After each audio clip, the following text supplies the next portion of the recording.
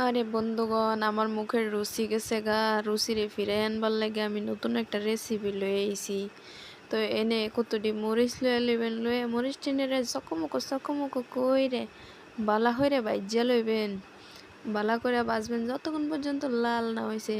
তো আমি এখানে অনেকগুলা পেঁয়াজ নিছিলাম। পেঁয়াজ টেনের একটু বালা করে লাল লাল করে বাইজ্যা লইছি, লয়ে এক সাইডে রাখছি। তো এরপরে এই যে এই জায়গায় মাছ, 2টা কাঁচামরিচ আর আলু দিয়া ভাজতেছি। আমার আজকে ভর্তা বানাবো। ভর্তার এগুলো হইছে প্রধান, কারণ আমি ভর্তাটাই বানাবো মাছ দিয়ে ভর্তা বানাবো।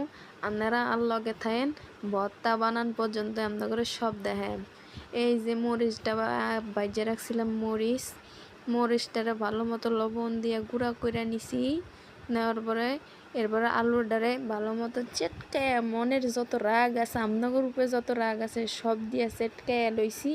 লওয়ার পরে এই যে মাছটা বালা করকরা করে মাছটা বাচ্ছি, এই মাছটা এই লগে দিয়ে দিতেছি।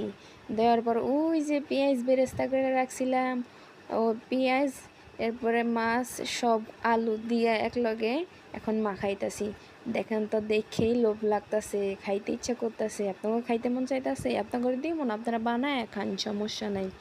আরে খাইতে যে কি মজা লাগে, মাছ ভর্তাটা অনেক মজা লাগে, অনেক টেস্ট হয়েছে। এরপরে আমার ভর্তা বানানো হয়ে গেছে। এখন দেখেন আমার ভর্তার ফাইনাল লুক কেমন হয়েছে। আমি যে এত সুন্দর ভর্তা বানাইতে পারি আমি তো জানি না। আরে এত মজার ভর্তা আমি বানাইতে পারি, আমি বানাইছি এই ভর্তা।